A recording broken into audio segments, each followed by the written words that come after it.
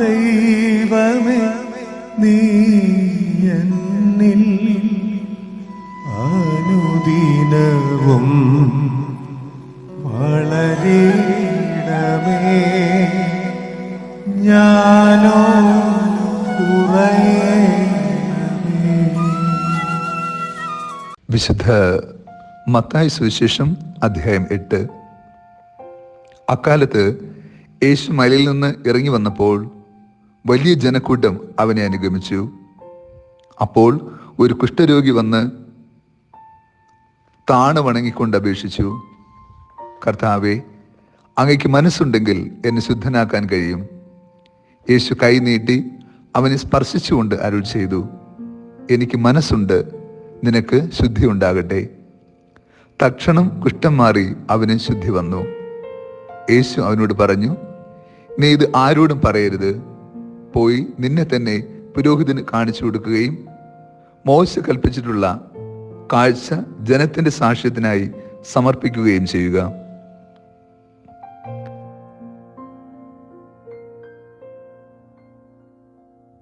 ഈശോയിൽ ഏറ്റവും സ്നേഹമുള്ള പ്രിയ ദൈവമക്കളെ, ഈ വിശുദ്ധ പ്രഭാതത്തിൽ നാം ദൈവതിരുസന്നിധിയിൽ പ്രാർത്ഥനാപൂർവമായിരിക്കുമ്പോൾ ക്രിസ്തു സ്പർശനത്തിന്റെ ആത്മീയത ധ്യാനിക്കാം. നമ്മുടെ ജീവിതത്തിൽ ഓരോ സ്പർശനവും ആശ്വാസദായകമാണ്. അമ്മയുടെ തലോടൽ മുതൽ നാം സ്പർശനത്തിൻ്റെ നന്മയും സാന്ത്വനവും അനുഭവിക്കുന്നുണ്ട്. നമ്മെ സ്നേഹപൂർവ്വം ആരെങ്കിലും ഒന്ന് തൊടുമ്പോൾ ജീവിതത്തിൽ യഥാർത്ഥത്തിൽ ഒരു സൗഖ്യത്തിൻ്റെ അനുഭവമാണ്.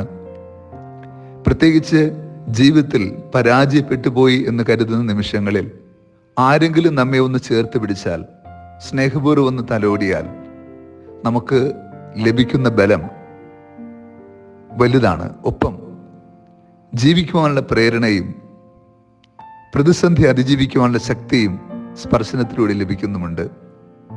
എന്നാൽ ചില സ്പർശനങ്ങൾ നമ്മെ നൊമ്പരപ്പെടുത്തുകയും സങ്കടത്തിലാഴ്ത്തുകയും ചെയ്യാറുണ്ട്. യേശു ഇന്നേ ദിവസം കുഷ്ഠരോഗിയെ തൻ്റെ കൃപയുടെ കരം നീട്ടി തൊട്ട് സുഖപ്പെടുത്തുന്നു. ഒരുപക്ഷെ അമ്മ തൊട്ട ശേഷം ആരും തൊടാത്ത അവനെ ക്രിസ്തു സ്നേഹപൂർവ്വം തൊട്ടു. അവനെ തൊട്ടവരൊക്കെ സൗഖ്യം പ്രാപിക്കുന്നതായി വിശുദ്ധ സുവിശേഷത്തിൽ നമ്മൾ ധ്യാനിക്കുന്നുണ്ട്.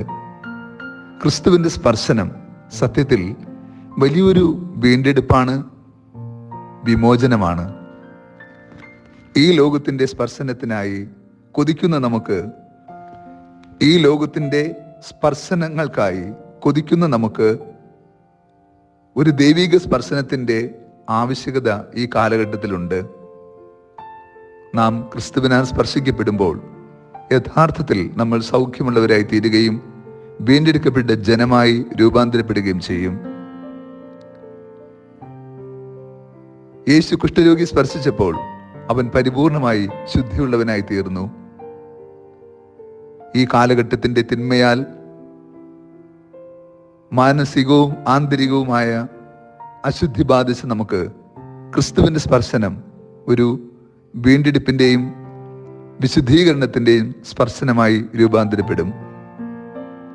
യേശു കുഷ്ഠരോഗിയോട് ആവശ്യപ്പെടുന്നത്, നീ ഇത് ആരോടും പറയരുത്, പോയി നിന്നെ തന്നെ പുരോഹിതന് കാണിച്ചു കൊടുക്കുകയും മോശ കൽപ്പിച്ചിട്ടുള്ള കാഴ്ച ജനത്തിന്റെ സാക്ഷ്യത്തിനായി സമർപ്പിക്കുകയും ചെയ്യുക എന്നാണ്.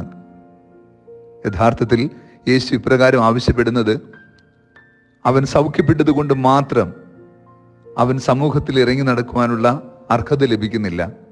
പുരോഹിതൻ സാക്ഷ്യപ്പെടുത്തുമ്പോഴാണ് അവന് അതിന് യോഗ്യത കിട്ടുക. യേശു ആ യോഗ്യത നേടുവാനാണ് അവനെ പറഞ്ഞയക്കുക. നമുക്ക് ഈ കാലഘട്ടത്തിൽ സൗഖ്യം ആവശ്യമുള്ള ഒത്തിരി പേർ നമ്മുടെ ചുറ്റുമുണ്ട്.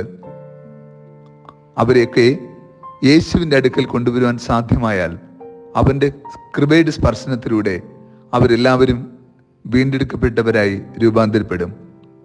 ക്രിസ്തു ഒന്ന് തൊട്ടാൽ സൗഖ്യം നേടാൻ കഴിയാത്തവരായി നമ്മളിൽ ആരുമില്ല. അവൻ്റെ കാരുണ്യത്തിൻ്റെ സ്പർശനത്താൽ വീണ്ടെടുക്കപ്പെടുവാൻ നമ്മെല്ലാവരെയും യോഗ്യരാക്കണമേ എന്ന് നമ്മൾ ഈ ദിനം പ്രാർത്ഥിക്കണം. ഒപ്പം ഓർക്കുക, നമ്മുടെ ജീവിതത്തിൽ ഇടപെടുവാൻ മനസ്സുള്ള ഒരു ദൈവം നമുക്കുണ്ട്. ദൈവം നമുക്കായി മനസ്സാകുന്നുവെങ്കിൽ ആർക്കാണ് നമ്മെ പരാജയപ്പെടുത്താൻ കഴിയുക? കർത്താവ് നിങ്ങളോടുകൂടെ. സർവശക്തനായ ദൈവം പിതാവും പുത്രനും പരിശുദ്ധാത്മാവും നമ്മെ ഏവരെയും സമൃദ്ധമായി അനുഗ്രഹിച്ച് ആശീർവദിക്കുമാറാകട്ടെ. ആമേൻ. സ്നേഹമാ ദൈവമേ, നീ എന്നിൽ അനുദിനവും വളരണമേ. ഞാനോ